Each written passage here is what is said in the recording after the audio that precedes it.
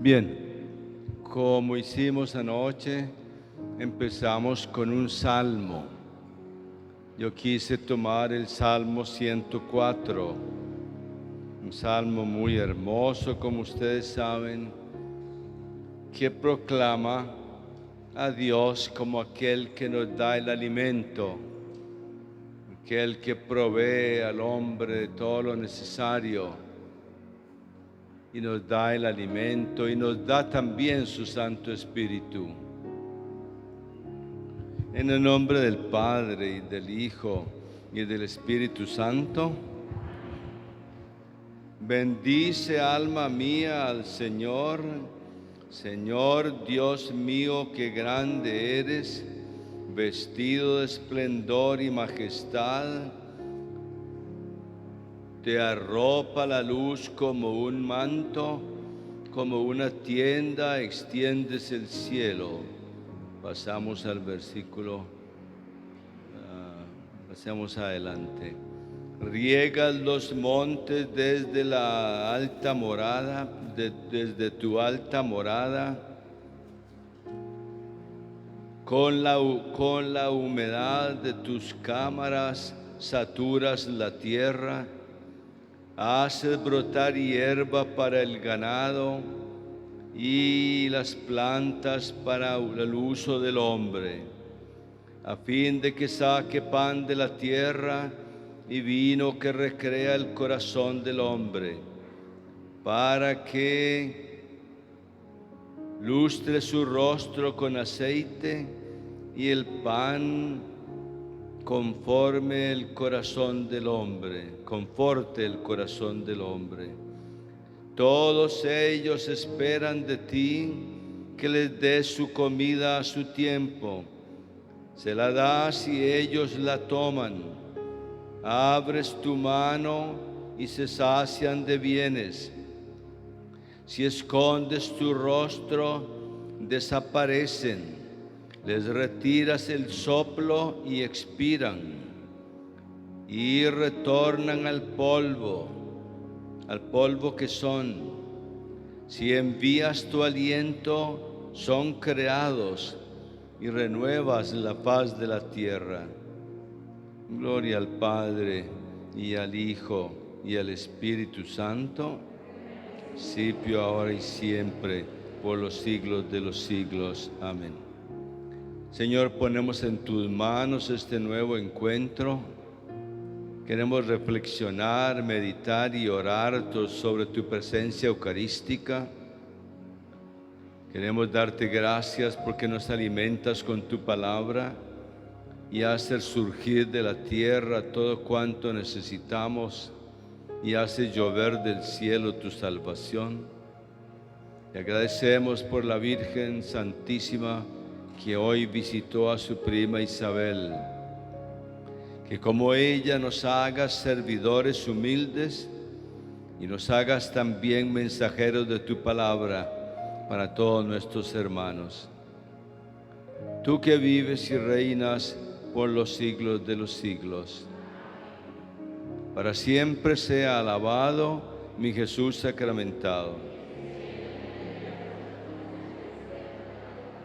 Para siempre sea alabado mi Jesús sacramentado.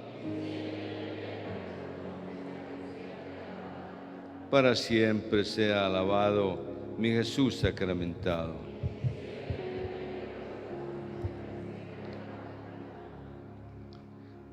En nombre del Padre, y del Hijo, y del Espíritu Santo.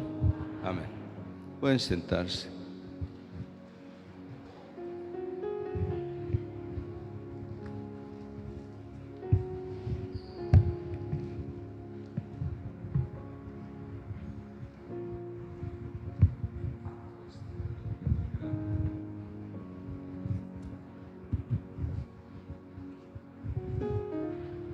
Hermanos, como dijimos ayer, vamos a ver lo que podemos llamar los fundamentos bíblicos de la Sagrada Eucaristía.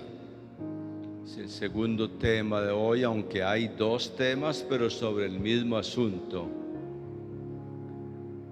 ¿Y este tema a qué responde?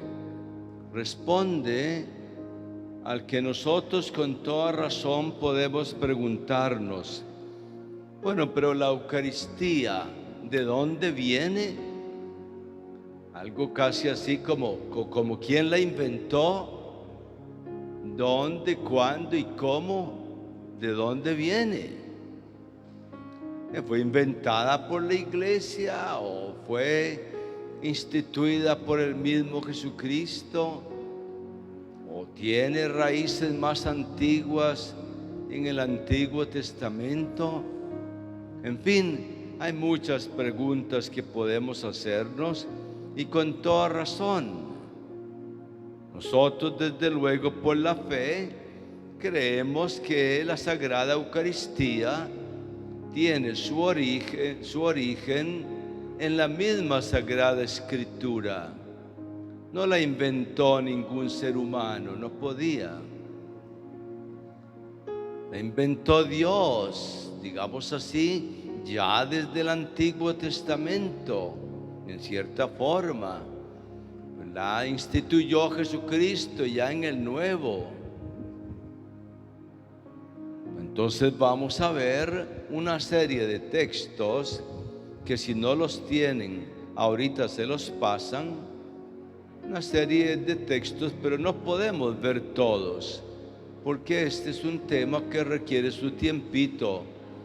En otros cursos yo he dado este tema de los fundamentos bíblicos en un montón de charlas. No me acuerdo cuántas, pero un montón. En cambio, aquí tenemos solo 2. De manera que lo que vamos a hacer es correr un poquito, sin correr demasiado, ¿verdad? Ahora, ¿qué es lo que hay que decir, añadir a lo que yo estaba diciendo antes? Que entonces nos está usted diciendo que ya se habla de la Eucaristía en el Antiguo Testamento. No se habla para nada de la Eucaristía en el sentido estricto de la palabra, o con ese término menos. No existe ni en el Nuevo Testamento y va a existir en el Antiguo. La palabra Eucaristía existe porque existe en el griego, pero no existe en el Evangelio, la palabra Eucaristía. Pero nosotros sabemos a qué nos referimos. ¿Y tiene esto origen en el Antiguo Testamento? Bueno, ya en el Antiguo Testamento se fueron poniendo lo que podríamos llamar las bases de lo que más tarde va a ser el sacramento de la Eucaristía. Jamás escuchamos nosotros en el Antiguo Testamento que un profeta dice: sí, el Señor dice que les dará a comer su cuerpo y a beber su sangre. ¿Dice eso? Jamás. Y no podía decirlo porque era el Dios del Antiguo Testamento, que no se había encarnado. Entonces, ¿cómo podía darnos un cuerpo y una sangre que no tenía por lo menos todavía? Eso lo podrá decir más tarde el Hijo del Hombre, porque ya está encarnado, tiene un cuerpo y una sangre, claro. Por tanto, no esperemos del Antiguo Testamento que hable explícitamente de la Eucaristía.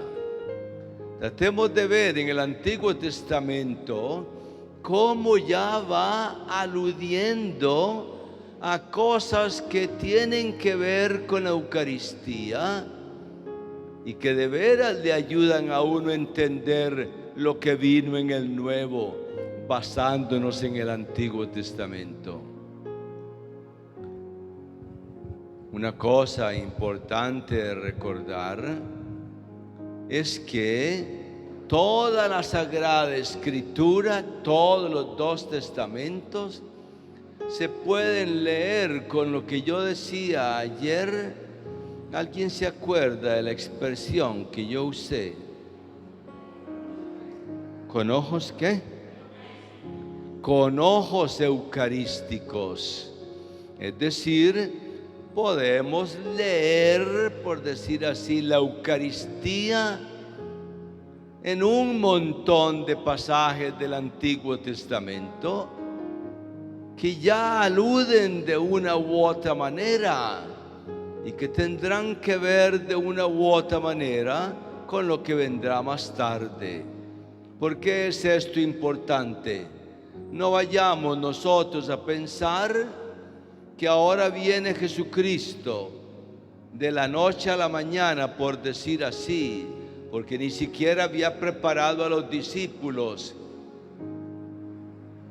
No les había dicho que le iba a dar su cuerpo y a beber su sangre. Ustedes dirán, sí, pero el capítulo 6 de San Juan, ojo, que San Juan en ese capítulo no está diciéndonos, porque tampoco no lo dicen los demás sinópticos, que Jesucristo dijo: les voy a dar mi cuerpo a comer y mi sangre a beber. Eso fue lo que entendieron las comunidades cristianas, que San Juan, cuyo evangelio San Juan plasmó de aquello que Jesucristo había enseñado, pero no fue que históricamente hubiera dicho antes que iba a dar su cuerpo y a beber su sangre. Cuando Él lo dice en los relatos de la institución, es una gran sorpresa. Los mismos judíos que lo oían, todos sorprendidos, porque no se esperaban una cosa tal y además no la entendían, como bien conocemos los textos. Bueno, entonces lo que quiero decir es, vamos a ver estos textos del Antiguo Testamento por ver en qué manera ya aluden o se refieren o en cierta manera preparan el camino para lo que será la Eucaristía más tarde. ¿Tienen la hojita? Y si no, pero sí, por favor, ahí que se valgan de algunas personas para que nos sea más rápida la distribución. A los que les falte, por favor. A los que les falte, por favor.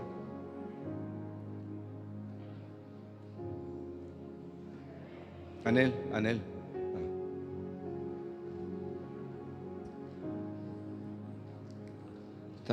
Vamos más o menos caminando.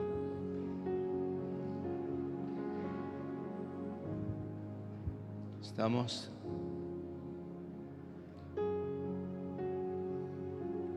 Una serie de textos del Antiguo Testamento y otros del Nuevo, desde luego.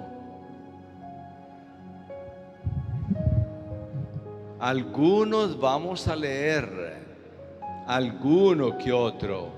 Por tanto, estén preparados para el uso de su Biblia. Yo les digo cuál es el texto y alguien que lo busque y que lo tenga preparado para que nos lo lea. Ya. Bueno, entonces, ustedes ven que en su hoja el primer texto que viene del Antiguo Testamento es ¿cuál? Génesis 26, 29. ¿Y qué es? Pues ahí dice: Dios, creador de todas las cosas y dador de la vida, crea el ser humano, el cuerpo humano o cuerpos humanos, si tomamos al hombre y la mujer.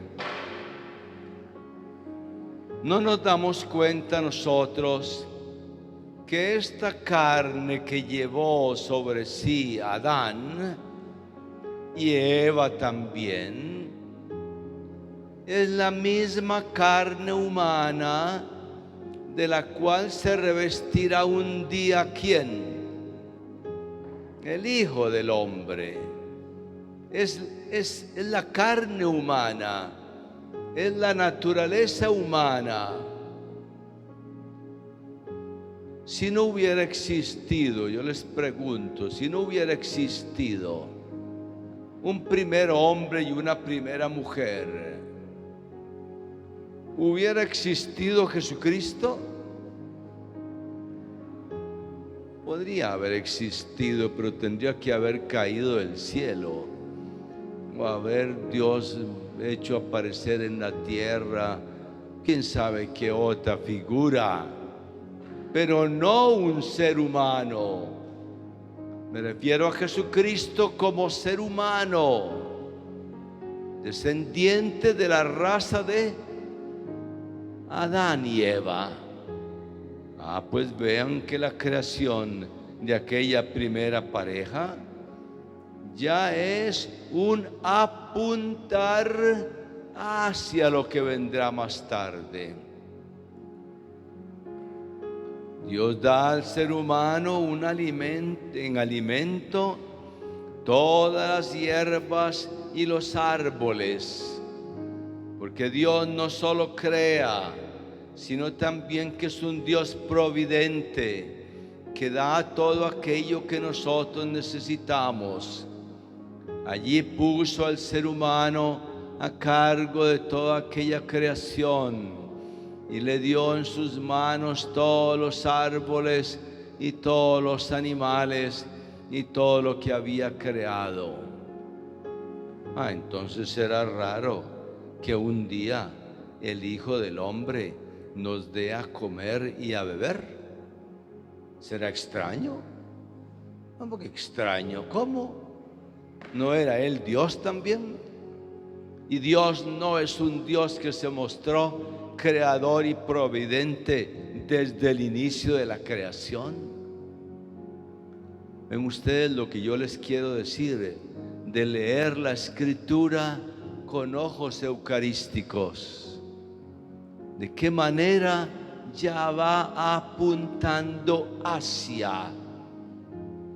De manera que la Eucaristía no resulta tan gran novedad como nosotros pensaríamos o algunos pensarían.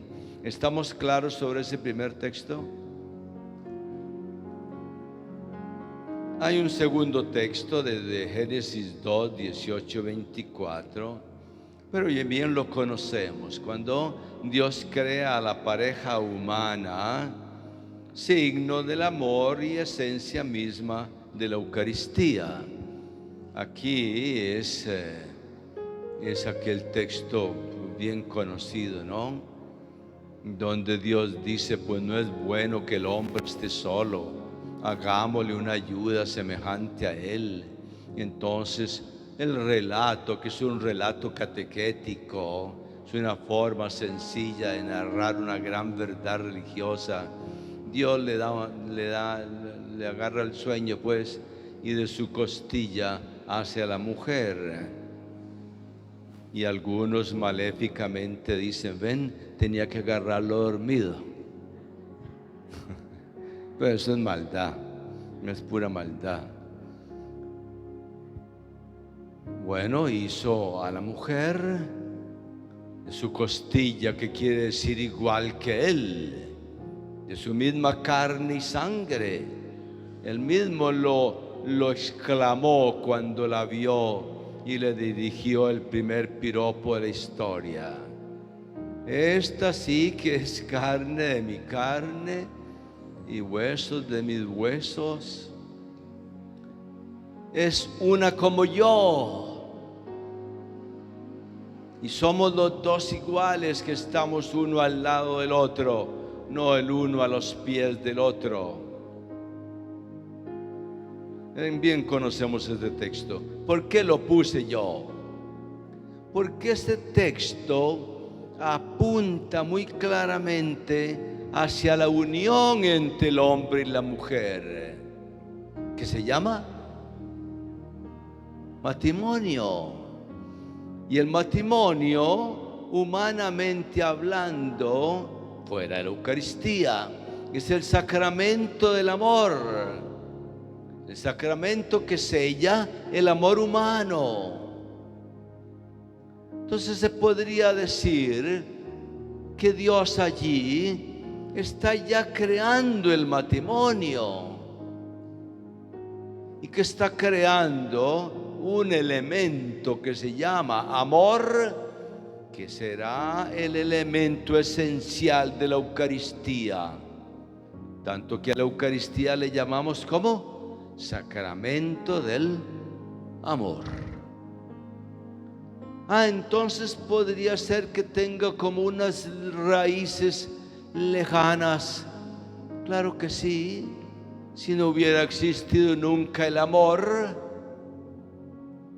pues tampoco hubiera existido la Eucaristía. Por lo menos no así como la tenemos. Dios podía haber hecho quién sabe qué otra cosa, pero no de la manera que quiso. Estas cosas van como preparando el camino. Tercer texto que tengo. En Génesis 3, 1, 7. Si alguien tiene el texto, ¿nos lo podría leer, por favor? No hay un micrófono que puedan tener, que puedan... aquí hay uno. La serpiente era el animal más astuto de cuantos el Señor Dios había creado, y entabló conversación con la mujer. ¿Con que Dios les ha dicho que no coman de ningún árbol del jardín? La mujer contestó a la serpiente: no, podemos comer de todos los árboles del jardín, solamente el árbol que está en medio del jardín nos ha prohibido Dios comer o tocarlo, bajo pena de muerte. La serpiente replicó: no, nada de pena de muerte.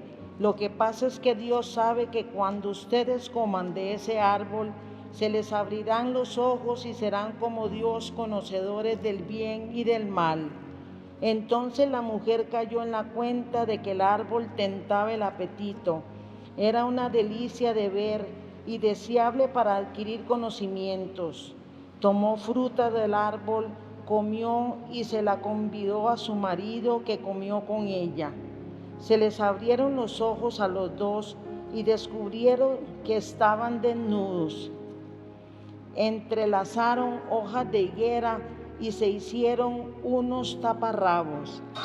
¿Qué importancia tiene este texto leído con ojos eucarísticos? El primer pecado. ¿Alguien ve alguna relación?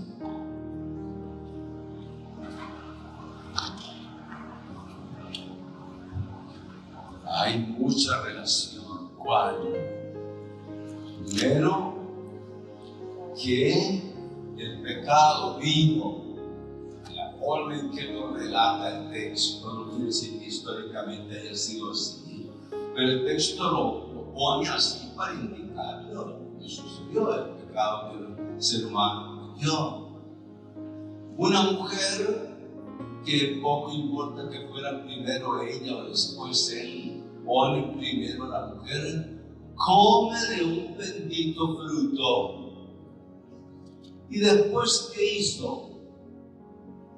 Le da al esposo. ¿Cómo? Invita a Adán a comer. Y le da de comer a Adán. ¿Cómo dice usted? Y después Adán comió o le dio. ¿Cómo dice el texto? Que Adán comió por su cuenta o ella le pasó el fruto a Adán.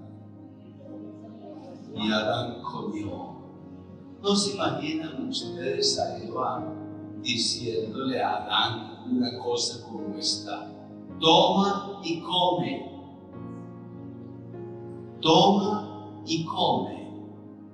Sí, que está ofreciendo el fruto, ¿no es cierto? Y ella vio que el fruto era muy bueno. Entonces le da de comer, o por lo menos invita a comer a su propio marido. Sería raro que le haya dicho esto: come, mira qué rico, come. Entonces le estaba diciendo, toma y come, esto es muy bueno, sabe muy rico. Y no le recuerda un toma y tomen y coman de bastante. Eucaristía. Nada más que mientras aquel fruto fue ocasión de ¿qué? Pecado. De pecado, vendrá un fruto más tarde, un fruto bendito que será la Eucaristía, que será para tener vida eterna. Lo contrario, el antídoto total del pecado. Mientras que aquella primera comida causó la muerte, tal como lo decía el Señor, y el demonio lo negó, así la Eucaristía que vendrá más tarde, que el Señor nos dirá, tomen y coman, tomen y beban, será para comer vida eterna, para tener vida eterna. He ahí el contraste, podríamos decir, entre aquel primer pecado y después la Eucaristía. ¿Está claro? Más o menos. ¿Tiene algo que ver el pecado? Claro, porque vino la Eucaristía más tarde para contrarrestar el pecado. Porque vino la Eucaristía más tarde para darnos la vida que habíamos perdido. Y para que el ser humano pudiera someterse enteramente a la voluntad de Dios, a diferencia de lo que hicieron Adán y Eva. Bien, tenemos ese texto, Génesis 3:15, la promesa de un Redentor que aplastará la cabeza de la serpiente. ¿Tiene algo que ver con la Eucaristía? Mucho. Es aquel que vendrá más tarde a acabar con el pecado, a derrotar a la serpiente, signo del pecado. Eso equivale a la Eucaristía en el Nuevo Testamento. Equivale a la Eucaristía en la vida de la Iglesia. Aquel alimento que sirve para vencer el pecado y para vivir según la voluntad de Dios. Segundo, el otro texto, Génesis 4:15. Este habla de los sacrificios de Caín y Abel, la necesidad que tiene el ser humano de agradecer y agradar a Dios.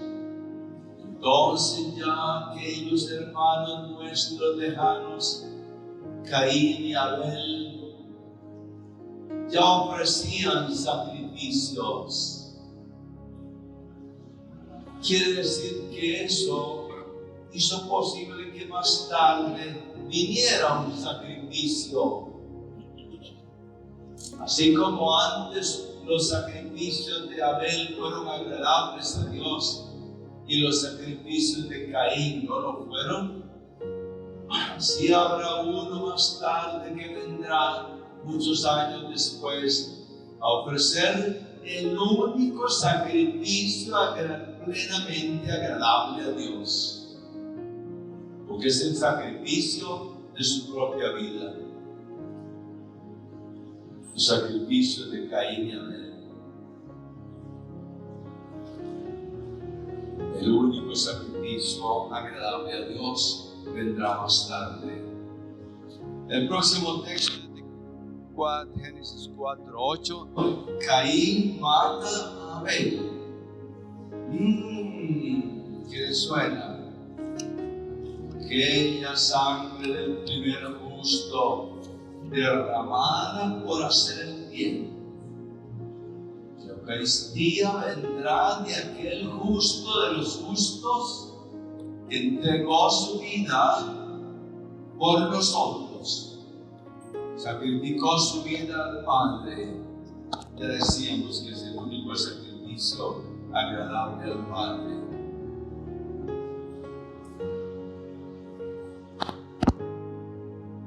Caín mata a Abel, la sangre del primer justo derramada por hacer bien.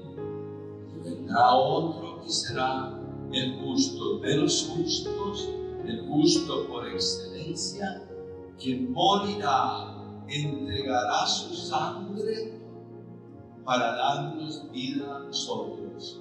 Por eso pudo decir: tomen y beban. Esta es mi sangre. Aquella sangre de Abel nos lo dice bien claro la plegaria eucarística primera, y ya recuerda la sangre del otro justo que daría su vida por nosotros. El versículo que sigue es Génesis 14, que es el caso de Melquisedec. Es un asunto curioso, todos lo conocemos, porque ofrece pan y vino a Abraham, un sacerdote desconocido. No se sabe de dónde venía Melquisedec. Y ahí, desconocido como era, le sale a Abraham y le ofrece pan y vino. Bien, entonces tiene que decirnos algo, eso de un sumo sacerdote que más tarde dará también pan y vino. Tiene que hacernos clic, como dicen hoy, hacernos clic por ahí, ¿verdad? El Génesis 15, promesa de Dios a Abraham, el sacrificio de animales y aquella primera alianza. Podemos decir primera, ¿verdad? Porque hay varias alianzas en la Escritura. Una primera habría sido posiblemente con Noé. Ahora se trata de la alianza con Abraham. Y había otras más importantes después.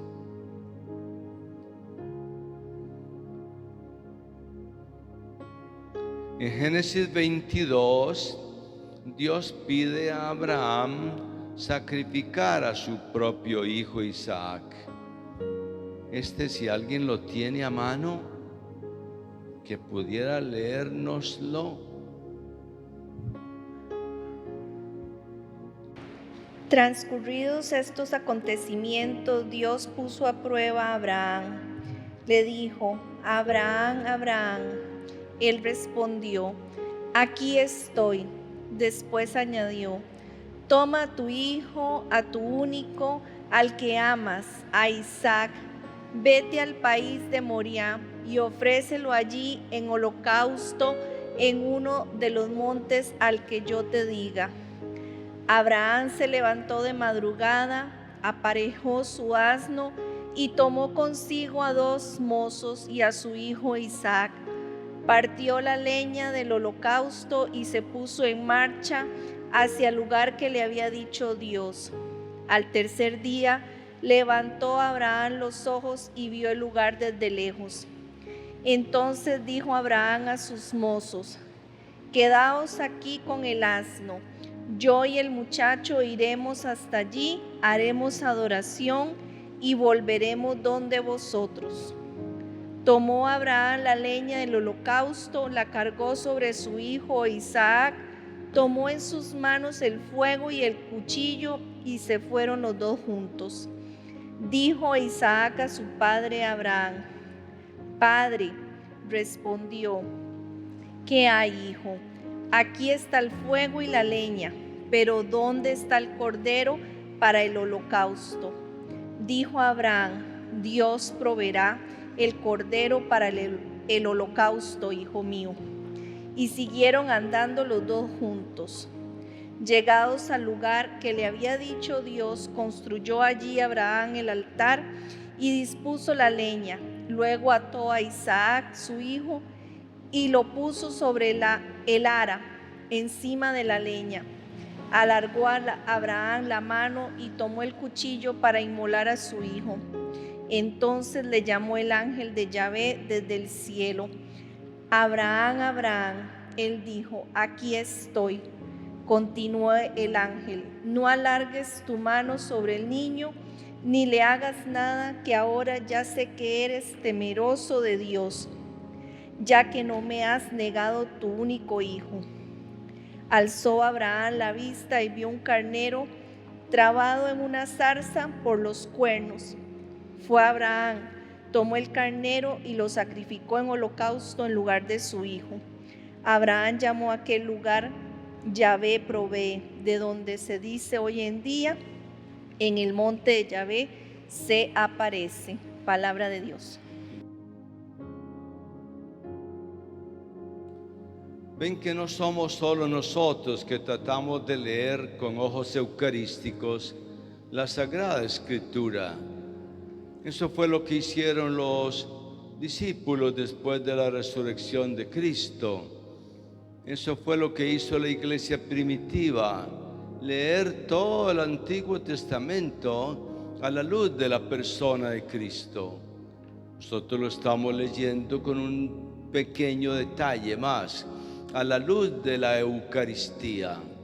Además, este texto lo ha usado la iglesia muchas veces y de muchas formas para significar el sacrificio de Cristo, a quien, al contrario de Isaac, Dios le pidió el sacrificio total y no lo libró de la muerte. Porque a Isaac sí lo había librado de la muerte. Le pidió a Isaac que no ejecutara aquello, que no lo matara.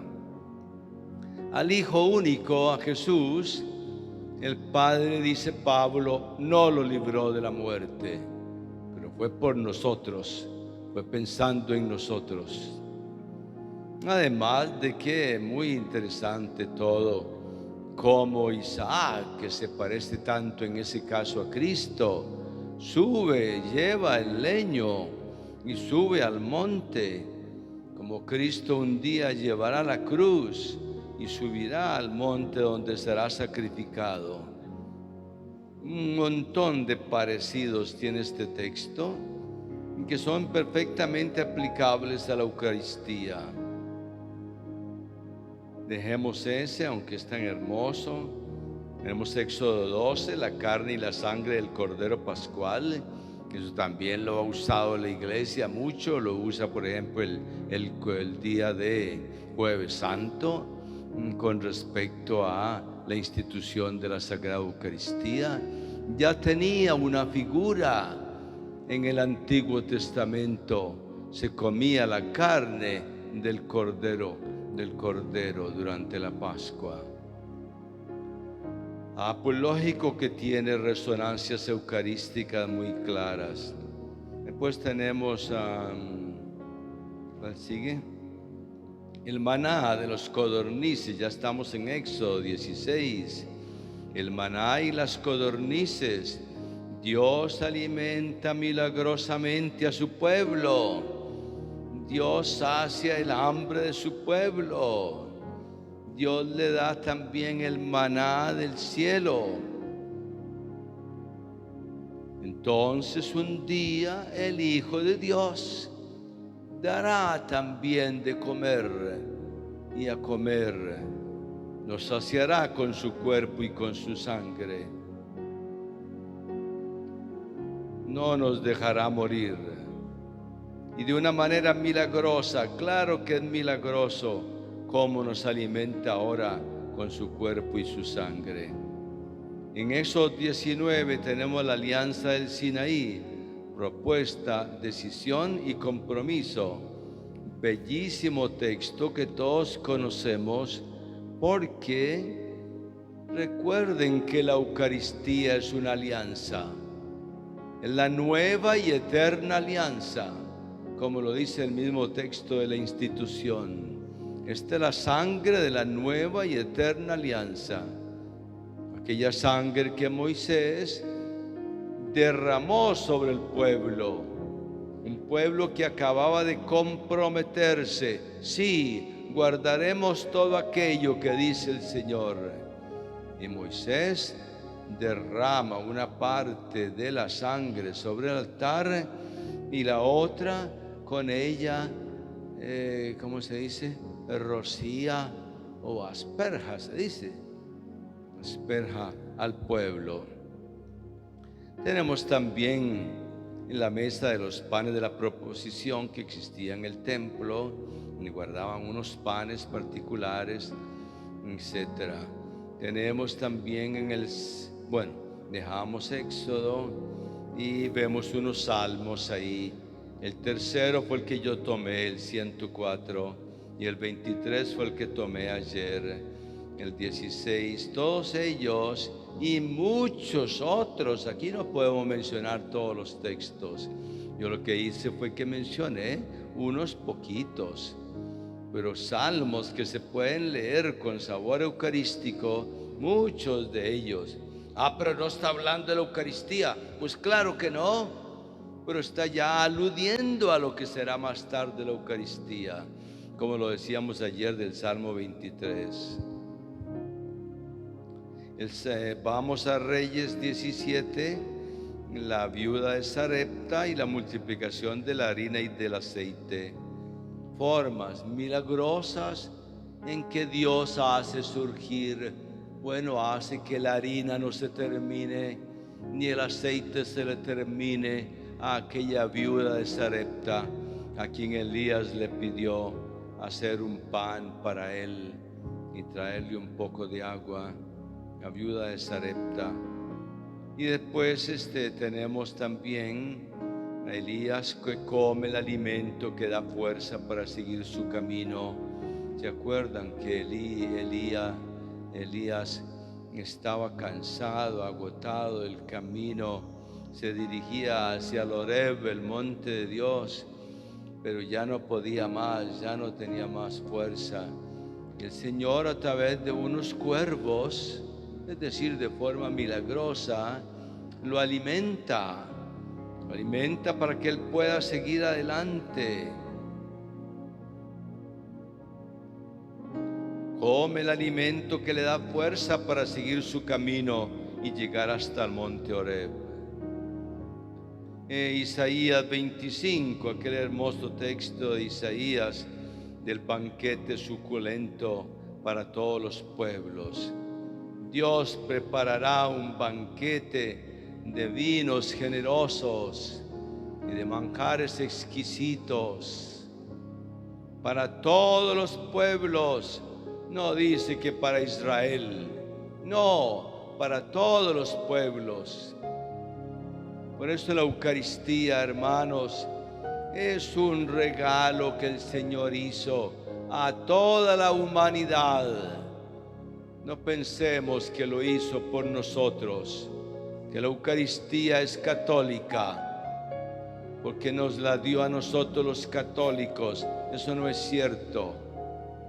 Sus alianzas y sus dones son siempre universales, son siempre para todos, y Dios quiere que llegue todo a todos. Como hace venir la lluvia sobre buenos y malos, y hace salir el sol para justos y pecadores. A todos quiere Dios que lleguen sus beneficios. ¿Por qué no ha llegado la Eucaristía a todos los hombres? Una buena pregunta, ¿no es cierto? ¿Por qué entonces será que se queda entre aquel puñadito que dijimos el otro día?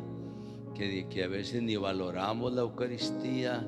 ¿Por qué será que no ha llegado a todas las naciones y todas no le conocen? Eso solo Dios lo sabe. Pero la Eucaristía es un don para toda la humanidad, como aquel banquete suculento para todos los pueblos. Y después tenemos la promesa de la nueva alianza. Ese texto tenemos que leerlo si alguien lo tiene por ahí. Jeremías 31, 31, 34. Jeremías 31, 31, 34. La nueva alianza. Demasiado importante. La antigua alianza fue rota, el pueblo fue infiel a ella, Y empezó Dios por medio de los profetas a prometer una alianza nueva. ¿Quién nos lo lee? Aquí, por favor, sí. Ay, que La alianza nueva. Ya llega el día, dice Yahvé, en que yo pactaré con el pueblo de Israel y con el de Judá una nueva alianza. No será como esa alianza que pacté con sus padres cuando los tomé de la mano, sacándolos de Egipto, pues ellos quebraron la alianza, siendo que yo era su Señor. Palabra del Señor. ¿Cuándo nos vamos a convencer, hermanos, de que la Eucaristía Es la sangre de la nueva alianza. Y no solamente de la nueva alianza, cosa que ya dicen los textos de la institución, sino de la nueva y eterna alianza, tal como lo tiene la Iglesia en la plegaria eucarística? ¿Y por qué la Iglesia añade eso si no dice eso el texto? La nueva y eterna alianza. Porque de nuevo todos los dones de Dios son enormemente generosos. Dios ya no quiere más alianzas que se rompen. Quiere hacer con la humanidad una alianza eterna que no se rompe. Y en esa línea van todas las mismas promesas de los profetas. La Iglesia lo que hace es interpretar eso y pone claramente en el texto de la misa el de la alianza nueva y eterna. Para siempre sea alabado mi Jesús sacramentado.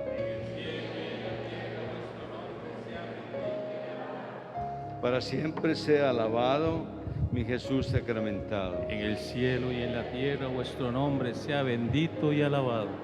Para siempre sea alabado mi Jesús sacramentado. En el cielo y en la tierra vuestro nombre sea bendito y alabado. Hermanos y hermanas, vamos a ponernos de pie un momentito, a cerrar nuestros ojos, seguir con mucha atención el canto que nos van a ofrecer, porque es típicamente eucarístico y con una letra muy, muy bella, muy hermosa. Escuchémoslo. O si lo saben, lo cantamos, no sé.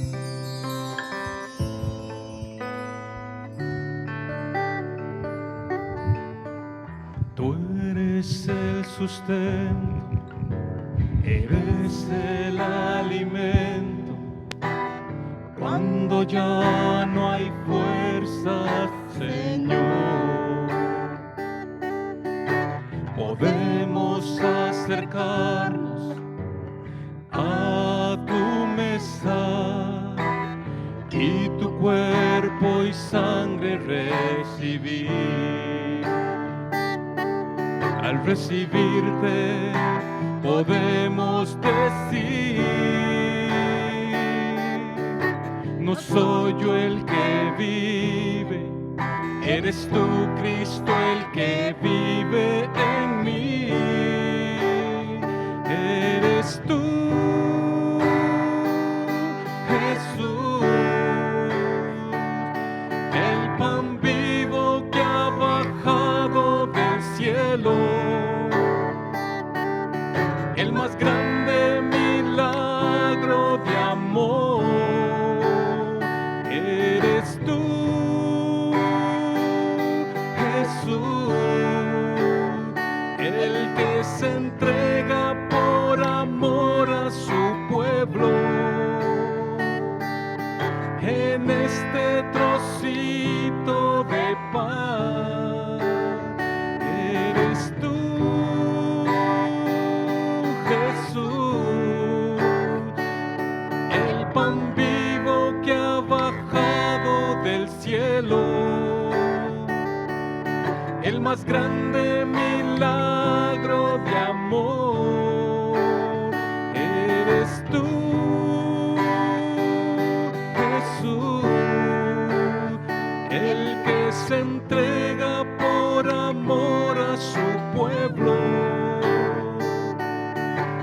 en este trocito de pan, Jesús, Eucaristía. Jesús, Eucaristía. Jesús, Eucaristía. Jesús, Eucaristía.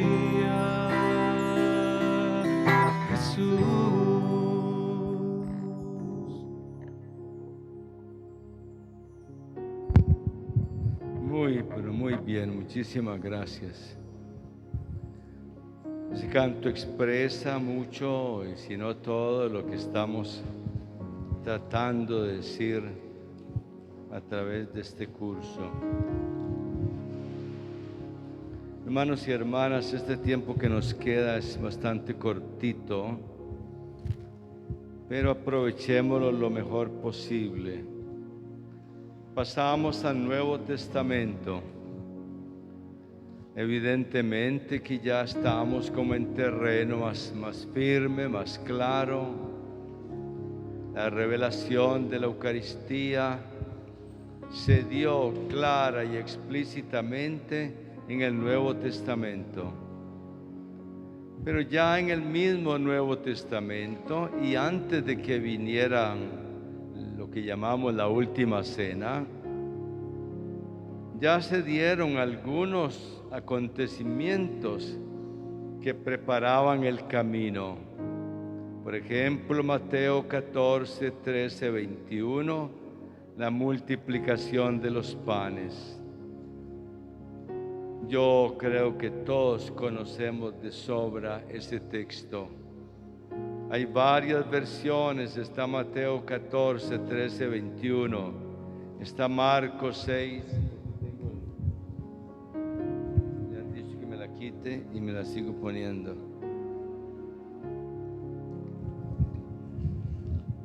Está Marcos 6, 31, 44, Lucas 9, 10, 17, Juan 6, 1, 13.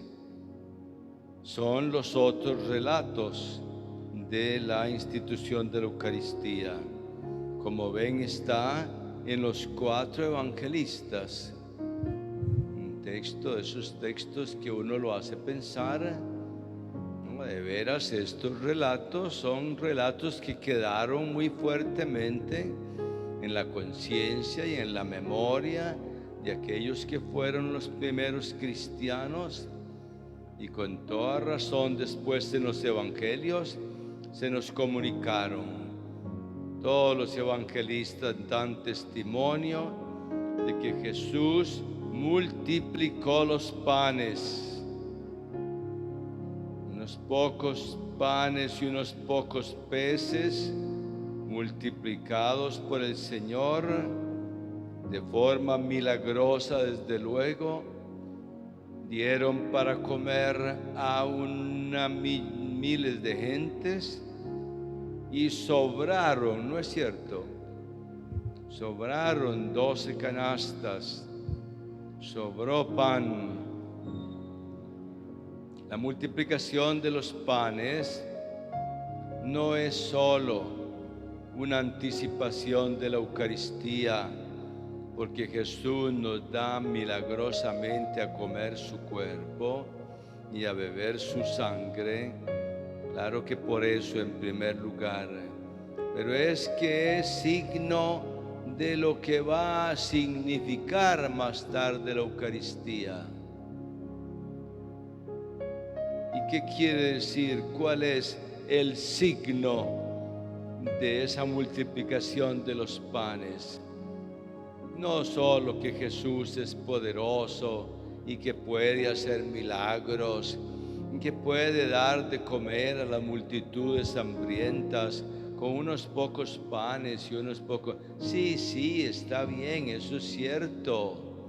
Pero ¿cuál es el signo? La razón por la cual el Señor permitió y se permitió hacer ese milagro, para que nosotros entendiéramos muy bien una cosa. ¿Y cuál es esa cosa? ¿Alguien me sabría decir? No era simplemente para llenarle el estómago a una multitud. Claro que aprovechó, claro, lógico, y les dio de comer. Quería que entendiéramos el signo. ¿Y el signo es cuál? ¿Perdón? Bueno, que viéramos, no estoy seguro si lo hizo como anticipando lo que iba a hacer más tarde, puede ser, pero ahí es que ese no es el signo que Él quiso que entendiéramos. ¿Qué quiere decir, en otras palabras, la multiplicación de los panes?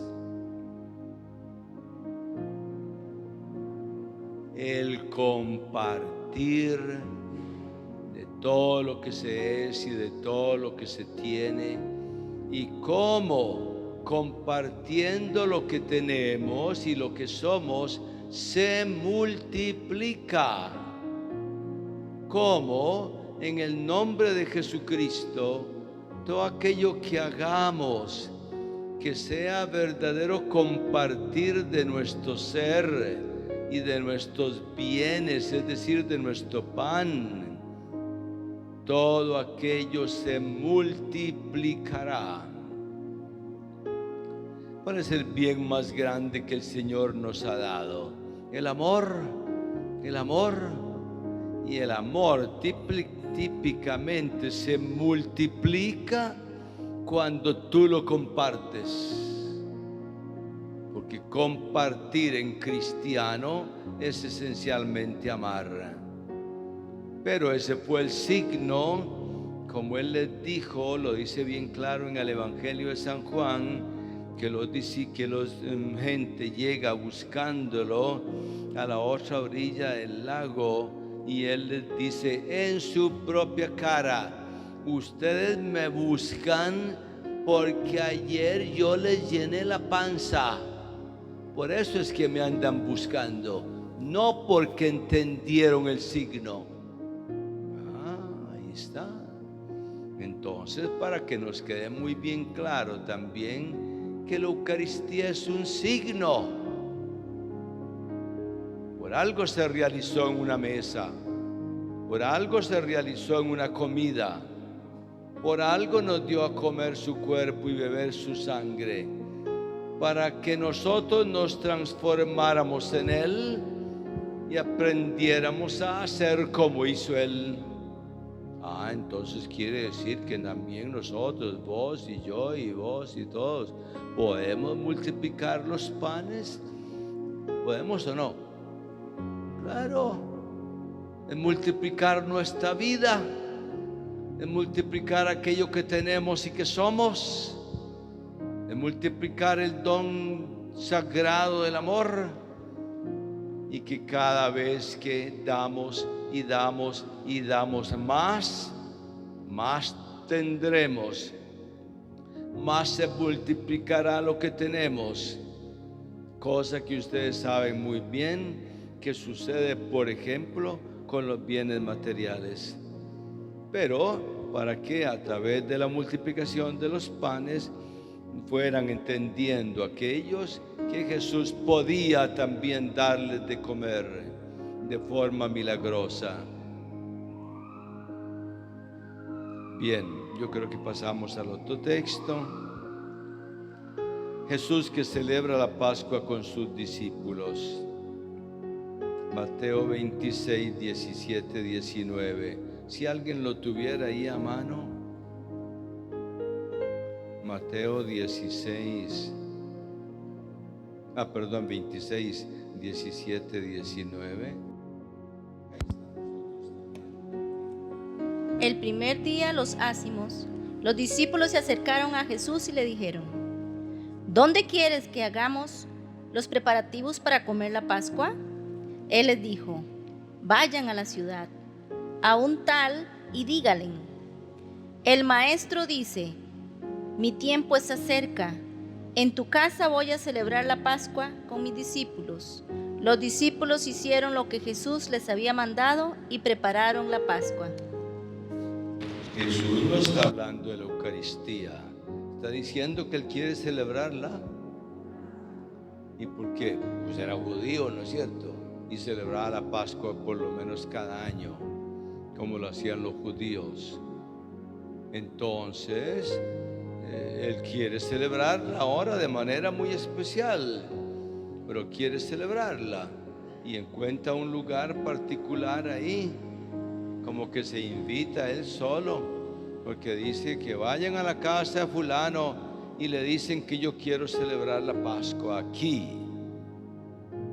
Entonces se autoinvitó, ¿no es cierto?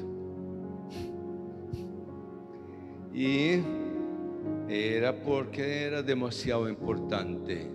Los demás evangelistas, o sea, los evangelistas van a recalcar el hecho de que Jesús instituye la Sagrada Eucaristía en el contexto de una Pascua judía, para que se viera que tenía que ver con aquella Pascua que se celebró muchos años antes y que se celebraba continuamente para recordar la liberación del pueblo de la cautividad de Egipto, para recordar la libertad del pueblo, para recordar aquella vida nueva que el pueblo tuvo una vez que poseyó la tierra prometida.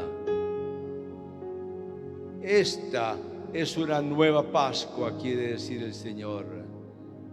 La hacemos dentro de una Pascua judía, pero va a ser una Pascua totalmente nueva.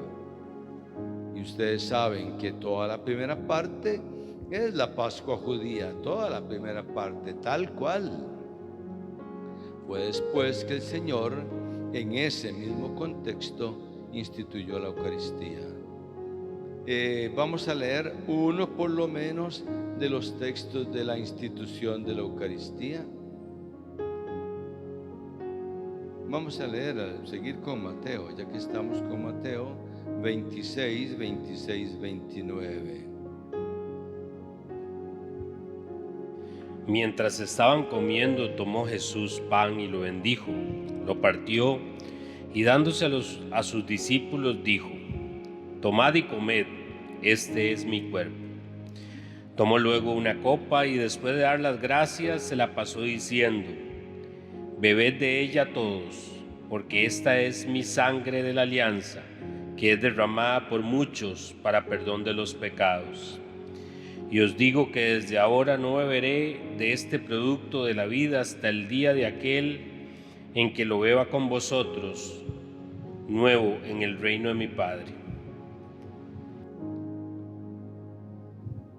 No sería malo si alguien lo lee, el relato de Lucas 22, 19, 20, es el mismo, pero es un poquito la versión de San Lucas. Lucas 22, 19, 20. Después tomó el pan y dando gracias, lo partió y se lo dio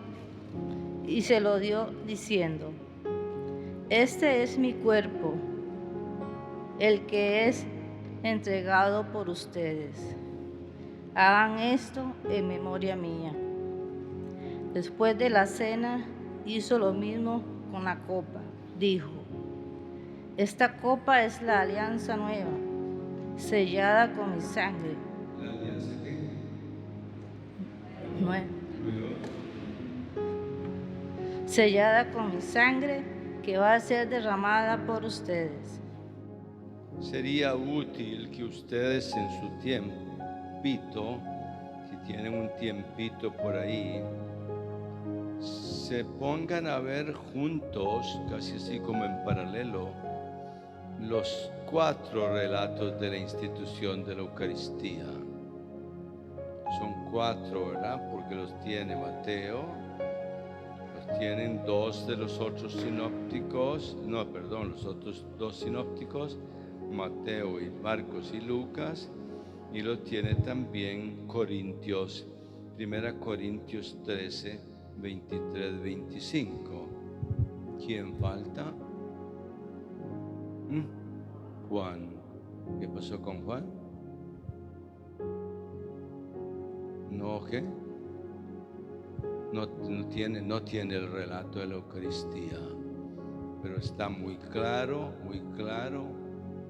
que el capítulo 13, el lavatorio de los pies, sustituye en Juan el relato eucarístico. Juan, que escribe mucho más tarde, no tiene ya necesidad de repetir lo que bien claro dicen los otros evangelistas, y dijo primero que ellos San Pablo a los Corintios en el texto que acabamos de decir, 1 Corintios 11. No tenía Juan necesidad de repetir ese texto. Ya las comunidades cristianas lo conocían perfectamente. ¿Qué es lo que Juan decide hacer? Que comprendan el signo. Que no basta que sepan que se tomó un pan y le bendijo y lo partió y se lo dio y les dijo tal cosa. Que no sepan solo eso, sino que sepan el signo que se esconde detrás. O sea, ¿qué es lo que celebrar la Eucaristía significa? Si ustedes se fijan bien, San Lucas nos acaba de decir en su versión, y creo que solo la tiene él, y 1 Corintios,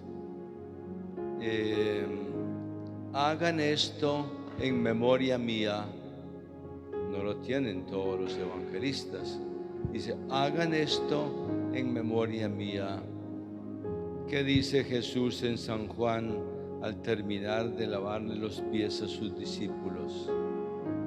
Ustedes me dicen Señor y Maestro, y hacen bien porque lo soy.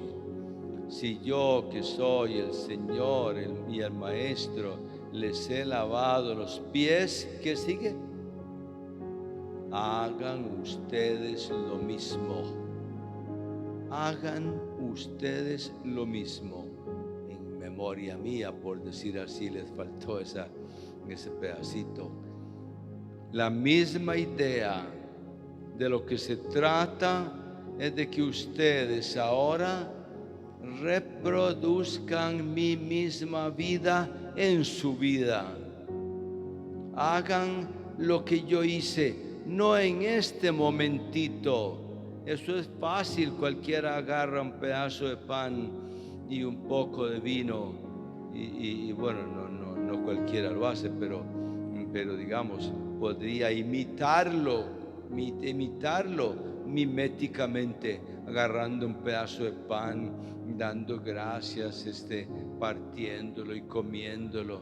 No, eso se puede hacer y casi que lo puede hacer cualquiera. No digo que cualquiera pueda celebrar la Eucaristía, no, pero si quisiera imitarlo de forma puramente mecánica, podría hacerlo. Dice, no se trata de eso. Se trata de que entiendan el sentido profundo que tiene el comer un mismo pan, el comer todos de un mismo pan, que para que alcance solamente se puede compartiéndolo. A mí me ha llamado siempre la atención de que en los relatos de la multiplicación de los panes no dice cómo fue que los panes se multiplicaron. No dice que es que los panes caían del cielo. No dice que fue que los partió y entonces un pedazo de pan lo iban partiendo y partiendo y partiendo y partiendo, y a cada uno le tocaba una boronita. A vos te tocó una boronita porque no hay más, ¿verdad? No fue eso, y no dice que fue eso. Al contrario, tuvieron pan para comer y de sobra, y más bien sobraron 12 canastos. ¿Cómo fue? ¿Cayó del cielo? ¿Quebraron un pedazo o esos pedacitos a darle a cada uno, como iba a alcanzar para 5,000 hombres y mujeres, que son siempre más, ¿verdad? No, el relato no dice. Fue de una forma milagrosa que comieron de aquel pan poquito que había, y aquello fue suficiente para que todos comieran, incluso para que sobrara. Ahí tiene que caerle, como decimos el dicho, caerle la peseta. Ahí es donde se requiere que yo entienda el signo, o sea, el significado de la Eucaristía. En fin, creo que por ahí va la cosa. El texto de la institución que acabamos de leer es sumamente hermoso, valdría la pena un comentario amplio, pero es tan misterioso eso. Ahí sí que esto fue una total novedad, total. ¿Cómo es que Jesús en un momento determinado, celebrando la cena ahí con los discípulos, se le ocurre, porque esto no podía ser más que una especie de ocurrencia, agarrar el pan, bendecir a Dios, repartirlo y decir: tomen y ¿qué? Coman, esto es mi cuerpo. ¿Cómo se te ocurre? ¿Cómo se te ocurre que eso va a ser tu cuerpo? Señor, eso no es tu cuerpo. Porque si no, tú tendrías que dejarte matar y que te cortemos en pedacitos. Entonces sí, agarramos pedacitos de tu cuerpo y decimos: esto es mi cuerpo. Pero no hizo así, eso no fue lo que hizo. En un pan, pedazo de pan, y en una copa de vino, dijo: esto es mi cuerpo. Y no hay manera de entenderlo de otra forma simbólica. Esto es mi cuerpo y esta es mi sangre. ¿Qué quiso decir con eso?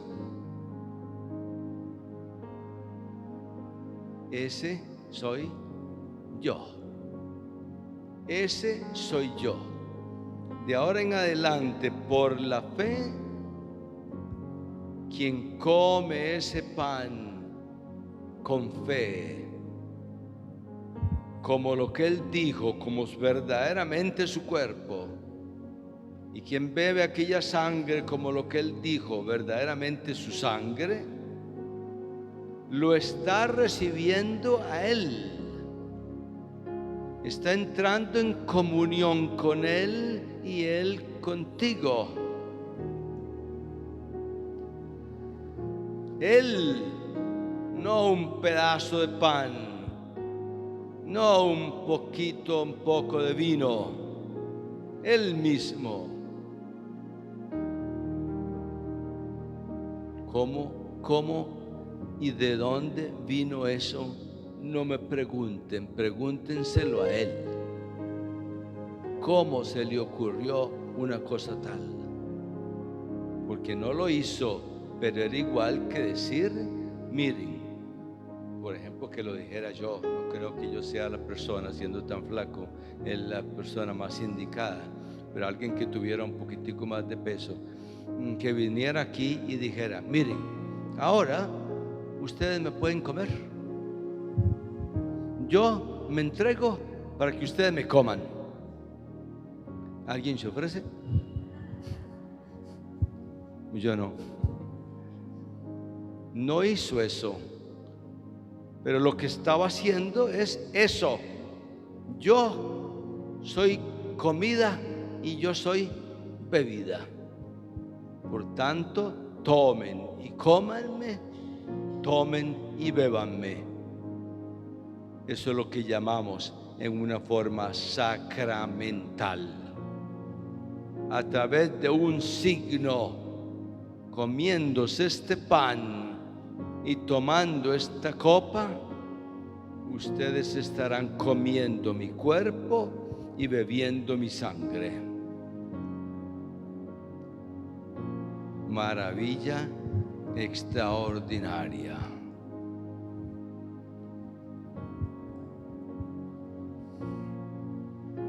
Bien, el tiempo no nos da para más. Después tenemos un relato ahí de Lucas 24, los discípulos de Emaús, pero ese es más que todo sobre la celebración eucarística y cómo después de celebrar la palabra y de comer con él, ellos les reconocen en la fracción del pan, al partir el pan. Ven, pero así le llamaban ellos al inicio a la Eucaristía, la fracción del pan, quebrar el pan, partir el pan. Si eso fue lo que hizo el Señor, eso fue lo que hizo. Discípulos de Emaús, Lucas 24, es el único que trae ese relato, aunque hay una alusión, creo que es en San Mateo, acerca de un par de discípulos que iban desanimados camino a Emaús. Tienen que ser los mismos, ¿verdad?, que retomó San Lucas. Y claro, tenemos el capítulo 6 del discurso eucarístico de Jesús, el pan de vida, su carne que es verdadera comida y su sangre que es verdadera bebida.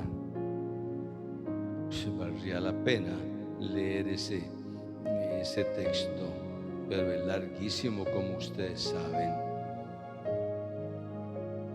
Es un grande acto de amor, tanto así que yo lo comparo con lo siguiente. ¿Qué le dice una madre? Ustedes, algunas de ustedes que son madres, ¿qué le dice a un chiquito, a un niño, a quien quiere mucho y en fin desea mostrarle su cariño, su amor? ¿Qué le dice? Yo desearía comerte, yo desearía comérmelo. Es que ese chiquito lo quiero tanto, o en fin, que sea, que yo desearía comérmelo. No anda tan descarriada la cosa, porque en realidad solo comiéndose a otra persona haremos en cierta forma que pase a formar parte de mí y que pueda entrar dentro de mí, porque de lo contrario no hay manera, no puede entrar. Entonces será comiéndomelo, y como al comérmelo, entonces ese cuerpo se transforma en mí. Cierto que desaparece el chiquito, eso es la única pena, ¿no? Desaparece el chiquito.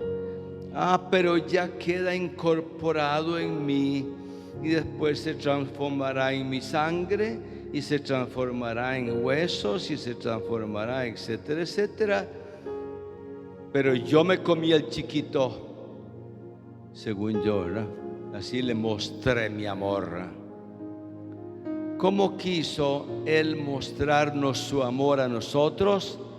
Permitiendo que lo comiéramos y que lo comamos. Por eso dijo: aquí me tienen, este soy yo. Tomen y cómanme, tomen y bébanme. Eso es un acto de supremo amor. Pero hay una cosa que hay que tener bien clara. Mientras que lo que nosotros nos comemos se transforma en nosotros mismos, desaparece, sí, pero se transforma en nosotros, hueso, carne, sangre, etc. En el caso de la Eucaristía, los que comemos al Señor, comemos su cuerpo y bebemos su sangre, ¿qué es lo que pasa? Nosotros nos transformamos en Él. No es Él que se transforma en nosotros. Cuando lo comemos y bebemos, es Él. Perdón, somos nosotros que nos transformamos en Él. Yo no sé si eso está claro. Tiene que estar sumamente claro en la Eucaristía, porque nosotros no lo comemos para hacerlo parte de nuestro cuerpo y para que desaparezca. Él no desaparece, tampoco nosotros desaparecemos. Nosotros llegamos a ser con Él un solo cuerpo, pero a ser parte de su cuerpo. Es Él quien nos asume, es Él quien nos transforma en Él, no lo contrario. Hay que tener eso bien claro. Bueno, en fin, no podemos comentar más esos textos de la Eucaristía. Después les señalo en Juan 13, que ya hablamos, el lavatorio de los pies, que ocupa el lugar de la institución Juan 13, ¿verdad? Y es que ahí quiso Juan darnos el sentido de la Eucaristía como verdadero servicio minoritario de quien lava los pies a los demás. Qué interesante que los otros evangelistas nunca hablan que Jesús le lavó los pies a nadie.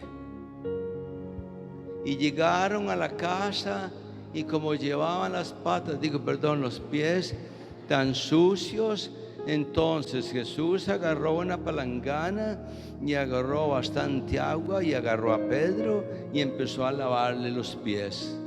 ¿Dice eso alguna vez en alguno de los sinópticos? Nunca. Y como ellos nos dan el dato histórico, podemos suponer que físicamente hablando, Jesús nunca le lavó los pies a sus discípulos. Entonces, porque Juan salió con eso en el capítulo 13. Porque Él no lo hizo físicamente, por lo menos no consta en los sinópticos, pero lo hizo de la manera más real posible. ¿Cómo lo hizo? Convirtiendo toda su vida en esta tierra en un servicio y poniéndose a nuestro servicio y poniéndose a nuestros pies y haciendo el trabajo de un siervo, el que le toca al siervo, no al Señor. Entonces lavó los pies a los discípulos, ¿sí o no? Claro. Les pongo otro ejemplo. En el Evangelio nos dice que a Jesús un asistente del sumo sacerdote le pegó una bofetada. Y él dice en el Evangelio que cuando uno le pega una bofetada, ¿qué es lo que hay que hacer? Por una mejilla, ponga la otra. Y si sigue, hay que poner la otra. Y la otra, y la otra. Ponga la otra mejilla. ¿Jesús la puso? No. Le pegaron una bofetada. ¿Acaso le dijo, ahora pegame esta otra? No, pegame aquí. No le dijo eso. Físicamente no lo hizo. Pero lo hizo en forma interior, personal y real. No reaccionó ante la bofetada que le pegaban. No le devolvió al otro con la misma moneda. No se enojó, permaneció sereno. Y más bien fue capaz de decirle, reclamarle: si he dicho mal, dímelo. Y si no, ¿por qué me pegas?